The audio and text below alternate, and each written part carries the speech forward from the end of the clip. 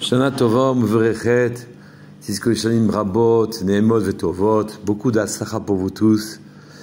On est Parashat Vayeler et il faut dire 5782. Donc l'année, on est dans une nouvelle année. Medaber Israël Chaviv Iranana. Il y a deux psukim qui représentent un problème et l'autre son remède.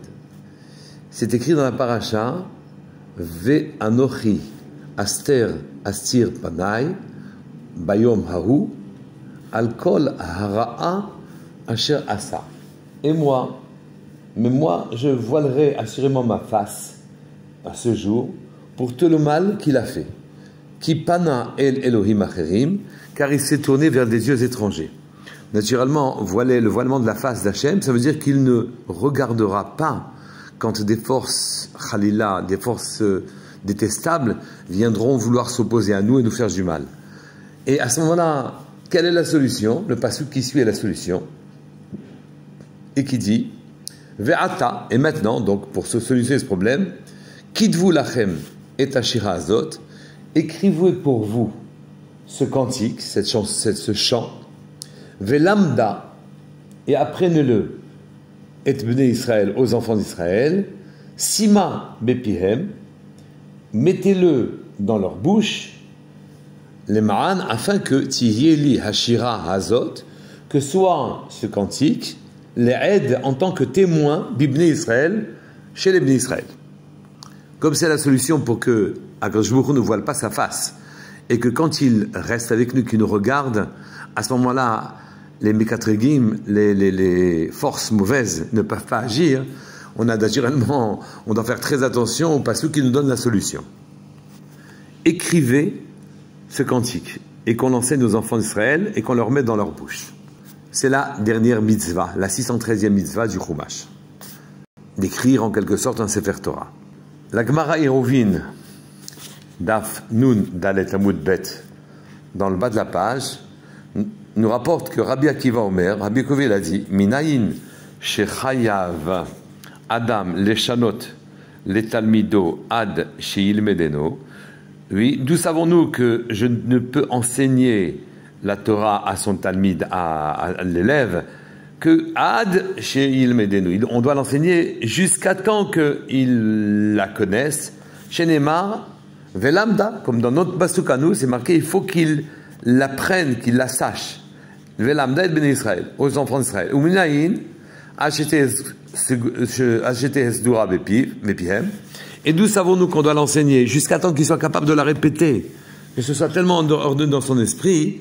C'est parce que c'est marqué dans ce pasuk-là, c'est marqué Sima bepihem, mettez-leur dans leur bouche, que leur bouche puisse redire tout l'enseignement. Toujours là-bas dans cette Gemara, il est raconté qu'un élève de Rabbi Preda éprouvait de grandes difficultés à comprendre la Torah, au point que son maître devait les répéter les enseignements à 400 fois. Et un jour, on fit appeler Rabbi Preda pour les besoins d'une certaine mitzvah, il devait donner ça à la chôte. Le maître répondit, attendez que je finisse ma leçon avec cet élève, et après seulement, je vous rejoindrai. Et comme de coutume, il a naturellement répété l'enseignement 400 fois. Mais ce jour-là, ça s'est avéré insuffisant. Rabbi Preda a demandé à l'élève, mais que se passe-t-il aujourd'hui? Pourquoi ce n'est pas suffisant?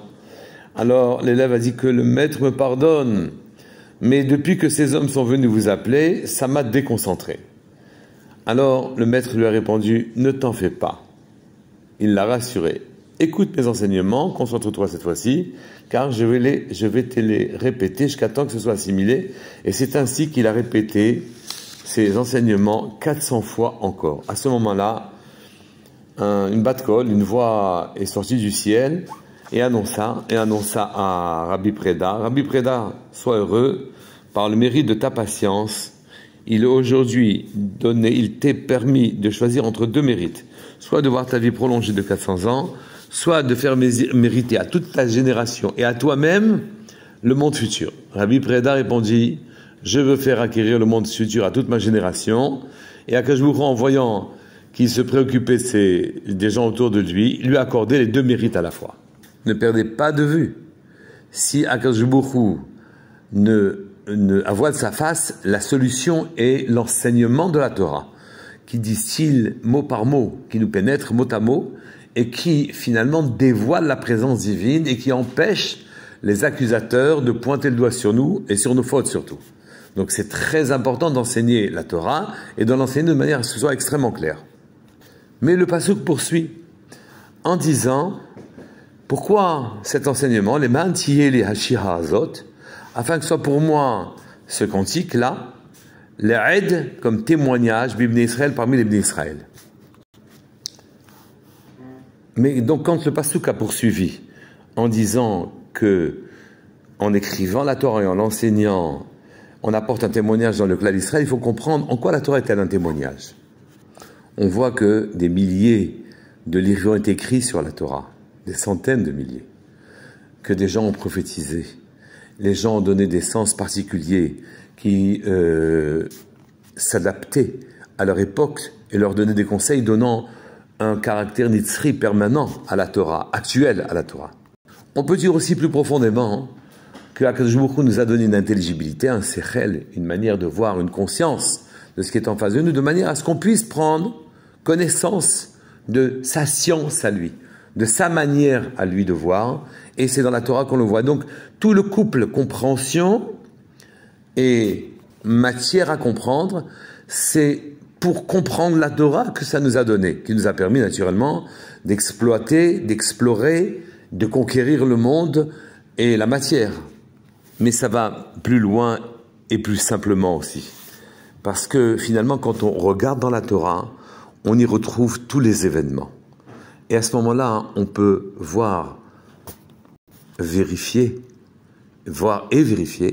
que c'est elle qui a le plan du monde dans ses explications. On voit aussi que des peuples ont disparu et que leur culture n'est que ruine qui survit chez les archéologues, tandis que la Torah est toujours là. Mais il y a encore plus. Quand on confronte les événements que nous avons vécus, on peut y retrouver les traces de la Torah. Ainsi, on m'a raconté une histoire, il y a très peu de temps, où quelqu'un voulait faire tchouva. Et il s'approchait des rabbanim pour faire tchouva et revenir vers la Torah, vers ses vraies valeurs, et abandonner ce à quoi le monde accorde de manière superficielle de l'importance. Mais il a rencontré sur son chemin des gens qui lui ont dit « Mais écoute, enfin, regarde, la Shoah a détruit 6 millions de personnes.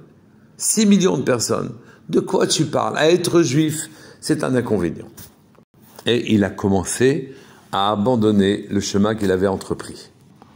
Un Rav lui a dit « Et si je te prouvais que la Torah est le témoignage de tout, pour le bien et pour le moins bien, est-ce que tu reviendrais ?» Parce que ce qui était contenu dans l'argumentation de celui qui voulait t'éloigner de la Torah, c'est que finalement, les Juifs risquaient leur vie à rester Juifs. Eh bien, je vais t'apprendre quelque chose. Il y a environ 1250 korbanot à faire quand le Beth Amikdash est là. Et avec les Menachot, les offrandes finalement s'élevaient à 3420 offrandes par an. Le dernier Beit Amikdash a été détruit il y a 1900 ans, avant que la dernière guerre mondiale se soit déclarée. De l'an 40 vulgaire jusqu'en l'an 1940, ça fait 1900 ans. Akadosh Baruch Hu a donc été privé de 3420 offrandes par an. Or, 3420 offrandes par an fois 1900 ans, ça fait 6 498 000 korbanot, 6 498 000 sacrifices dont a été privé Akadosh Baruch Hu, ce qui est le compte pratiquement de tous les Juifs qui sont morts parce qu'ils étaient Juifs en 1900 ans. Voilà que la Torah devient un témoignage devant les Israël, mais on dit que la mida de la pouranout, des choses mauvaises, la mesure des choses mauvaises est 100 fois inférieure aux bonnes choses, donc nous allons avoir des milliers de bonnes choses dans cette nouvelle année, que le jour où nous donne de pouvoir enseigner la Torah à nos enfants et qu'ils ne voilent plus sa face. Shabbat Shalom Mevorach, Shabbat Shuvah, que la Shuvah soit importante. Shana Tova Mvorechet, Kol Tov.